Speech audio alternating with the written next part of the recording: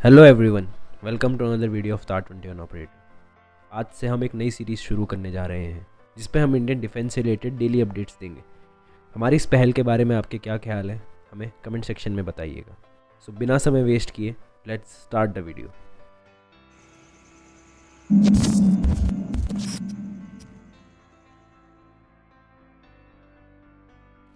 चौहत्तरवें भारतीय सेना दिवस के अवसर पर भारतीय सेना की सदर्न कमांड ने जैसलमेर मिलिट्री स्टेशन में एक विशालकाय भारतीय ध्वज की स्थापना की है, जिसकी लंबाई 225 फीट और चौड़ाई 150 फीट है। इस अवसर पर defence spokesperson lieutenant colonel Amitabh Sharma ने बताया कि ध्वज की स्थापना 75वें इंडिपेंडेंस डे आज़ादी का अमृत महोत्सव को अंकित करने के लिए की गई है। ध्वज को काफ़ी दूरी से भी देखा जा सकता है और ध्वज की स्थापना राष्ट्रीय गान और आर्मी बैंड के परफॉर्मेंस के साथ पूरी हुई है।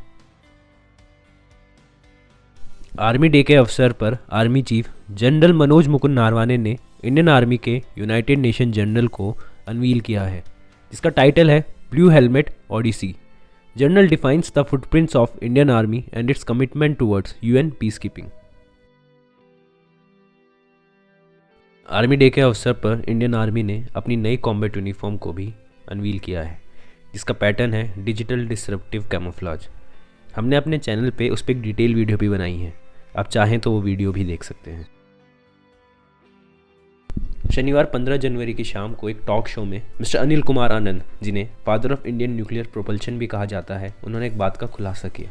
ये बात है 1995 की, जब इंडिया की न्यूक्लियर सबमरीन प्रोग्राम के कमांड और कंट्रोल की वजह से इंडियन नेवी और डिपार्टमेंट ऑफ एटॉमिक एनर्जी के बीच एक शोडाउन की स्थिति आ गई थी।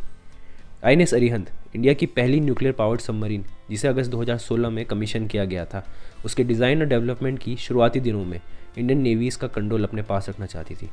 हालांकि डिपार्टमेंट ऑफ एटॉमिक एनर्जी भी इसका कंट्रोल अपने ही पास रखना चाहती थी।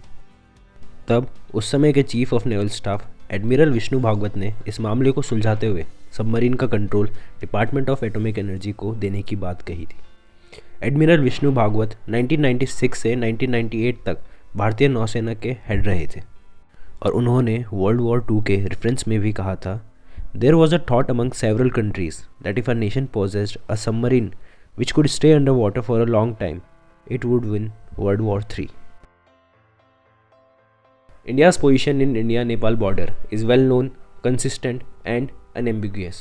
ये बयान भारत सरकार द्वारा नेपाल की पॉलिटिकल पार्टीज़ के स्टेटमेंट्स के बाद दिया गया है। आपको बता दें कि नेपाल की रूलिंग पार्टी नेपाली कांग्रेस ने भारत द्वारा लिपुलेख पास में सड़क बढ़ाने पर सवाल उठाए हैं और इंडिया को अपने ट्रूप्स हटाने की भी बात कही है। नेपाल की पार्टी के ये स्टेटमेंट्स प्राइम मिनिस्टर मोदी के हल्द्वानी विजिट के बाद शुरू हुए हैं, जहां पीएम ने लिपुलेख पास में सड़क बढ़ाने की बात कही थी। नेपाल ने साथ में उत्तराखंड में मौजूद लिपुलेख के अलावा लुम्पियाधुरा और कालापानी को भी अपनी ही टेरिटरी बताया। इंडियन गवर्नमेंट का स्टैंड काफ़ी क्लियर है और उतनी ही क्लियरिटी से इंडियन एम्बेसी ने नेपाल की गवर्नमेंट को याद दिलाया है कि आज तक के म्यूचुअली एग्रीड बाउंड्री इश्यूज़ को अंदरूनी और फैमिली बायलैटरल रिलेशंस को ध्यान में रखकर सुलझाया गया है और आगे भी यही उम्मीद है। खैर, इतना तो हम सबको पता है कि नेपाल की मौजूदा सरकार के स्टेटमेंट्स के पीछे किसका हाथ है और इंडिया भी अपनी सॉवरेनिटी में कोई आंच नहीं आने देगी। Indian navy and Russian navy conducted a passing exercise in Arabian sea. Friday को इंडियन नेवी और रशियन नेवी के बीच अरेबियन सी में पासिंग एक्सरसाइज हुई, जिसमें भारत द्वारा तैयार की गई guided missile destroyer INS Kochi और रशियन फेडरेशन नेवी की डिस्ट्रॉयर एडमायरल ट्रिब्यूट्स ने पार्टिसिपेट किया। पासिंग एक्सरसाइज का मकसद ये इंश्योर करना होता है कि जो दो नेवीज इसमें पार्टिसिपेट कर रही हैं वो किसी वॉर या डिज़ास्टर की घड़ी में एकजुट होकर काम करने में और एक दूसरे की सहायता करने में सक्षम है या नहीं।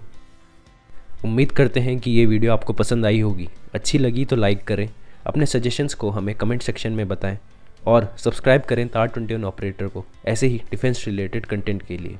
धन्यवाद। जय हिंद।